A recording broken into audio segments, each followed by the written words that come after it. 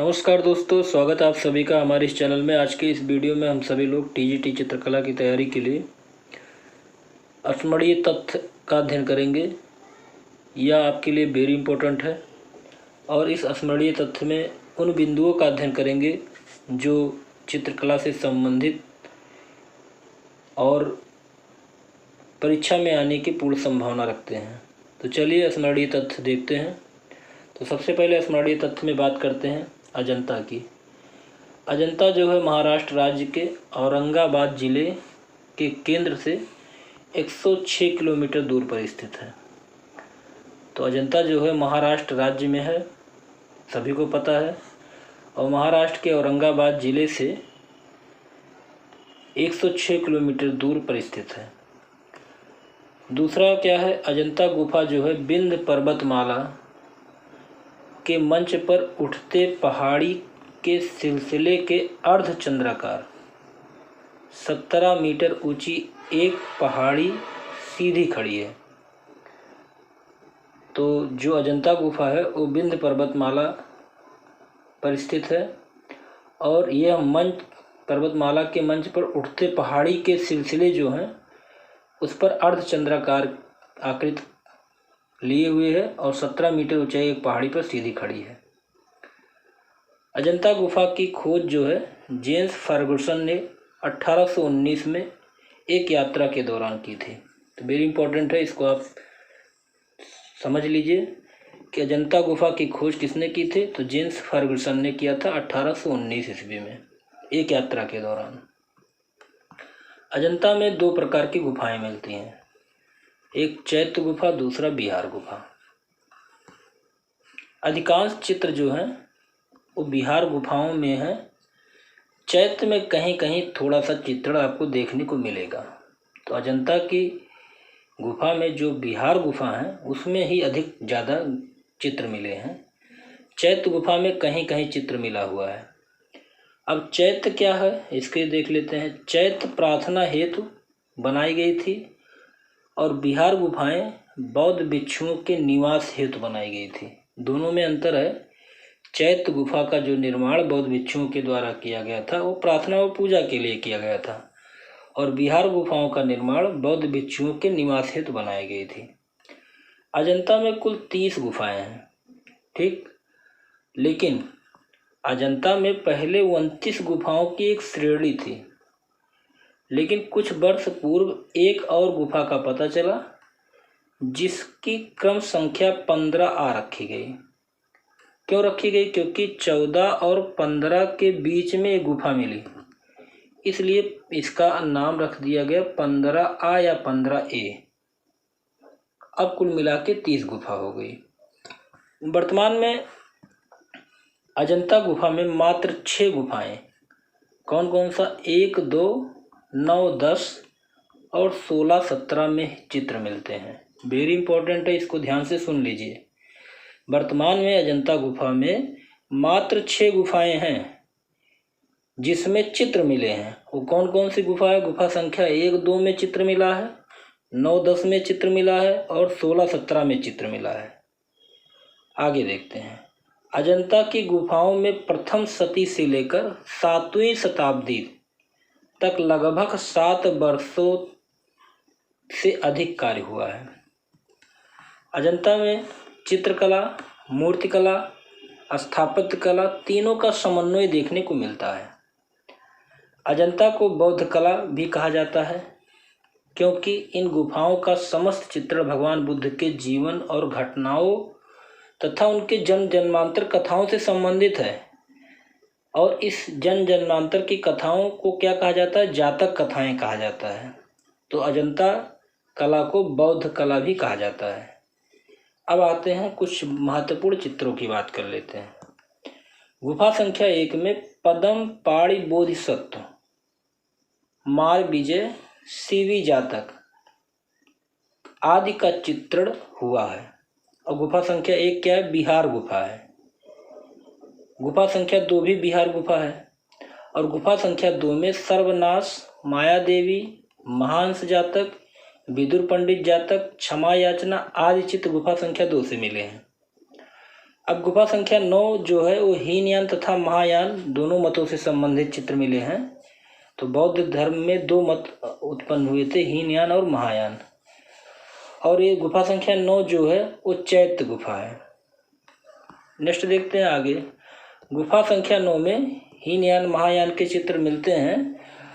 वहीं गुफा संख्या 10 में षष्ठ दंत जातक कथा, राजा के जुलूस, श्याम जातक और बोधिसत्व का विश्व प्रसिद्ध चित्र गुफा संख्या 10 में है। और गुफा संख्या 10 भी चैत्य गुफा है। 9 और 10 दोनों चैत्य गुफा है।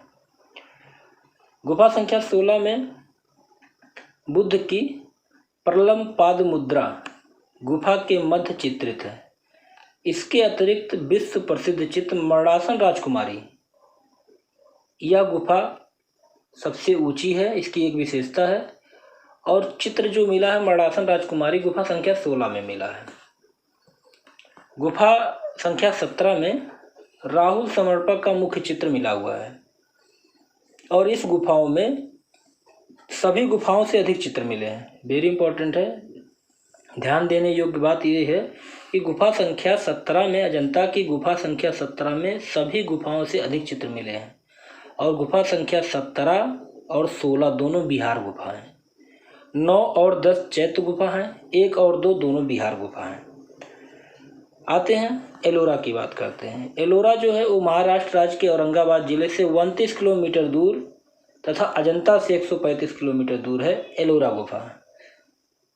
एलोरा का स्थानीय नाम बेरुल है, सभी को पता होगा, अगर आपने पढ़ा होगा तो एलोरा का स्थानीय नाम बेरुल है। और एलोरा में कुल 34 गुफाएं हैं। ये वेरी इंपॉर्टेंट है, इसको ध्यान देने योग्य बात ये है कि एलोरा में कितनी गुफाएं हैं, 34 गुफाएं हैं। लेकिन इसमें 1 से लेकर 12 तक बौद्ध गुफाएं हैं और 13 से लेकर 29 तक ब्राह्मण गुफा है, मतलब ब्राह्मण धर्म से संबंधित गुफाएं हैं। और 30 से 34 जो 5 गुफाएं हैं, 30, 31, 32, 33, 34, ये 5 गुफाएं जो हैं वो जैन धर्म से संबंधित हैं। तो एलोरा में कुल 34 गुफाएं हैं, 1 से लेकर 12 तक बौद्ध धर्म से संबंधित है और 13 से लेकर 29 तक ब्राह्मण धर्म से संबंधित है और 30 से लेकर 34 तक जैन गुफाएं हैं। राइट, चलिए आगे देखते हैं। एलोरा का निर्माण कब हुआ था? तो 9वीं शताब्दी से लेकर 12वीं शताब्दी के मध्य एलोरा गुफा का निर्माण हुआ था। और एलोरा गुफा में 900 वर्षों तक कार्य हुआ। इस गुफा में 30 लाख लोगों ने कार्य किया, ऐसा अनुमानित किया गया है। एलोरा में भगवान शिव का कैलाश मंदिर जो गुफा संख्या 16 में है, इसका निर्माण राष्ट्रकूट वंश के राजा कृष्ण ने किया था।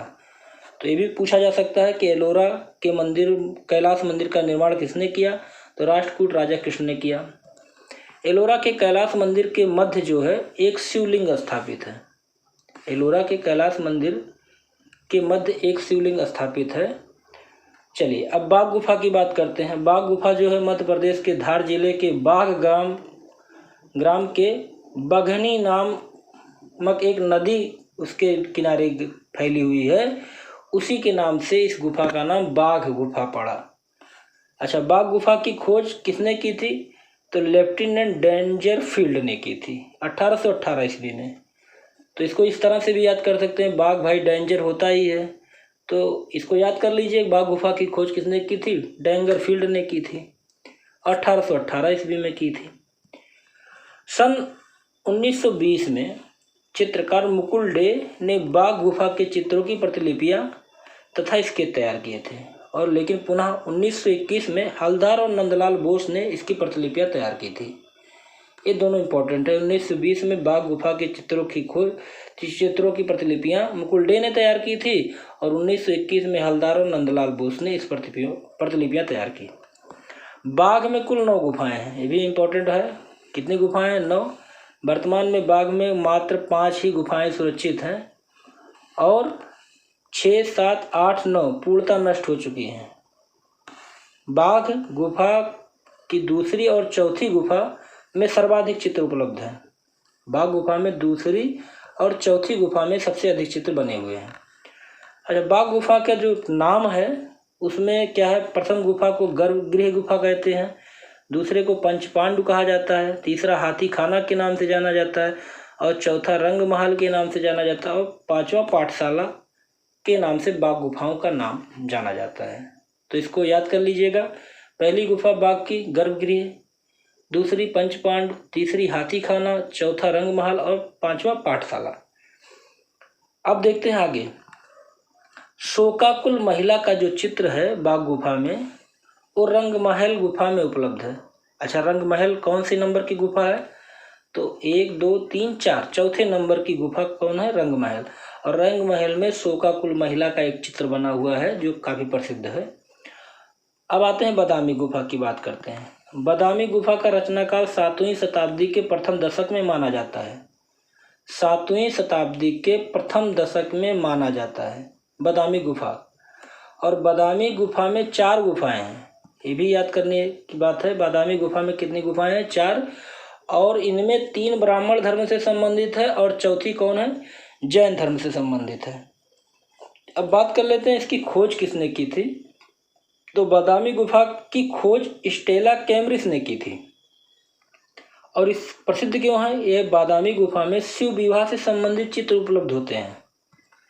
बादामी गुफा के चित्र की प्रतिलिपियां किसने तैयार की? तो JN आहिवासी ने बादामी गुफा के चित्रों की प्रतिलिपियां तैयार की थी।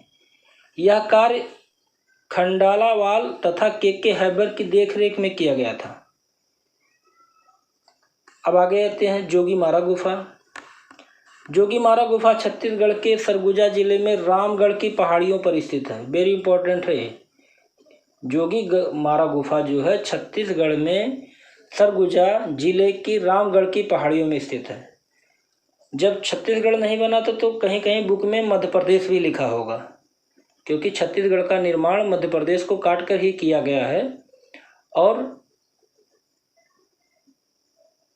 इस कारण से पुरानी बुकों में मध्य प्रदेश भी लिखा होगा। तो रामगढ़ की पहाड़ियों में जोगीमारा गुफा है।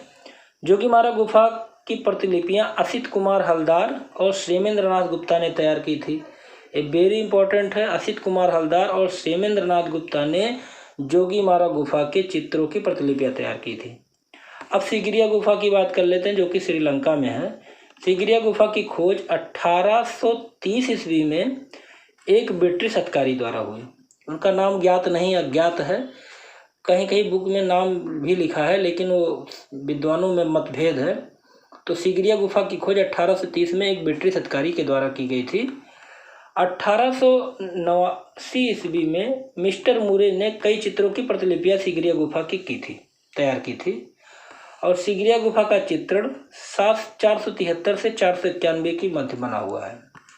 सिगरिया में कितनी गुफाएं हैं? सिगरिया में कुल 6 गुफाएं हैं। सिगरिया में 21 रूपयानी स्त्रियों के चित्र बने हैं। पहले कक्ष में 17 और दूसरे कक्ष में 4 चित्र बने हुए हैं। सिगरिया में अजंता के विपरीत गीली भित्ति पर चित्रकारी की गई है। सिंतलवासल की बात करते हैं। सिंतलवासल गुफा तमिलनाडु के तंजौर जिले के अंतर्गत पदकोट्टा नामक स्थान पे है। सिंतलवासल का क्या अर्थ होता है? सिंतलवासल का अर्थ होता है जैन संतों के सिद्धों का निवास स्थान ही सिंतलवासल कहलाता है। सिंतलवासल के भित्ति चित्रों की खोज का श्रेय फ्रांसीसी शोधकर्ता प्रोफेसर दुर्बिल को है। सिंतलवासल के मुख्य रूप से जैन धर्म से संबंधित चित्र उपलब्ध होते हैं।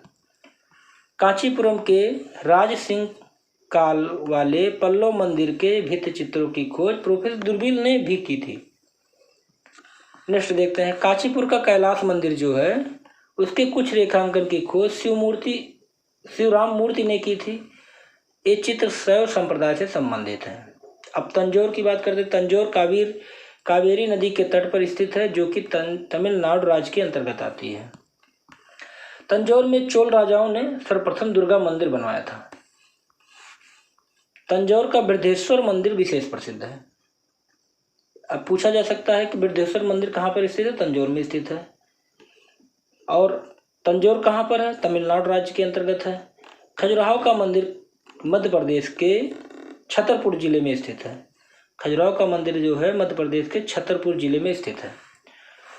खजुराहो मंदिर का निर्माण 9वीं शताब्दी के मध्य हुआ और इसके मंदिरों की जो शैली है वो नागर शैली में बने हुए हैं।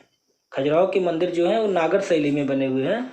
मंदिरों को 3 शैली बताई गई हैं, नागर शैली, बेसर शैली और द्रविड़ शैली। तो खजुराहो का मंदिर जो है वो नागर शैली में बना हुआ है। एक प्रैक्टिस सेट में कराया गया था, उसमें भगवान श्री राम अयोध्या जी का मंदिर बन रहा है, तो किस शैली में बन रहा है आप कमेंट बॉक्स पर जरूर बताइएगा कि भगवान श्री राम का जो अयोध्या मंदिर निर्माण हो रहा है वो किस शैली में उसका निर्माण हो रहा है, उसका डिजाइन किस कलाकार के द्वारा किया गया है। तो आप इसका कमेंट बॉक्स पर जरूर जवाब बताइएगा। चलिए आगे देखते हैं। खजुराहो में कुल 30 मंदिर हैं। शैव मत कंदरिया महादेव मंदिर, वैष्णव मत चतुर्भुज मंदिर, जैन धर्म का पारसनाथ मंदिर विशेष रूप से प्रसिद्ध है। खजुराहो का सबसे पुराना व विशिष्ट मंदिर जो है वो कंदरिया का है। इसकी लंबाई क्या है? इसकी लंबाई 102 फीट, इसकी लंबाई जो है 102 फीट और चौड़ाई 66 फीट। इसमें लगभग 900 रूप उत्कीर्ण किए गए हैं। आगे देखते हैं, एलिफेंटा की बात कर लेते हैं। एलिफेंटा का रचनाकाल 550 ईस्वी से 9वीं शताब्दी के मध्य माना जाता है और यह जो है गेट वे ऑफ इंडिया से 10 किलोमीटर दूर समुद्र के एक स्थान धारापुरी के नाम से जाना जाता है। यहाँ चारों ओर से समुद्रों से घिरा हुआ है। एलिफेंटा गुफा की रचना जो है 8वीं सदी के मध्य मानी जाती है। एलिफेंटा गुफा का जो माप बताया गया है 129 × 130 फीट के क्षेत्र में बनी हुई है एलिफेंटा। एलिफेंटा की प्रसिद्ध मूर्ति भगवान शिव की है जिसका नाम है त्रिमूर्ति, और इस त्रिमूर्ति के नाम से यहाँ पर मूर्ति प्रसिद्ध हुआ है। यह एक अन्य प्रतिमा और भी है, पंच परमेश्वर की है। आगे देखते हैं। तो आज का ये स्मरणीय बिंदु यहीं पर समाप्त होता है। आपको ये स्मरणीय बिंदु कैसा लगा? अगर अच्छा लगा हो तो लाइक और सब्सक्राइब जरूर कीजिएगा। कमेंट बॉक्स पर जरूर बताइएगा कि ये स्मरणीय बिंदु का वीडियो कैसा आपको लग रहा है, क्या आपके तैयारी में ये सहयोग प्रदान करता है, आपके तैयारी के लिए ये प्रयास ठीक है। कमेंट बॉक्स पर जरूर बताइएगा। अगले वीडियो में फिर मिलते हैं, तब तक के लिए जय हिंद, जय भारत।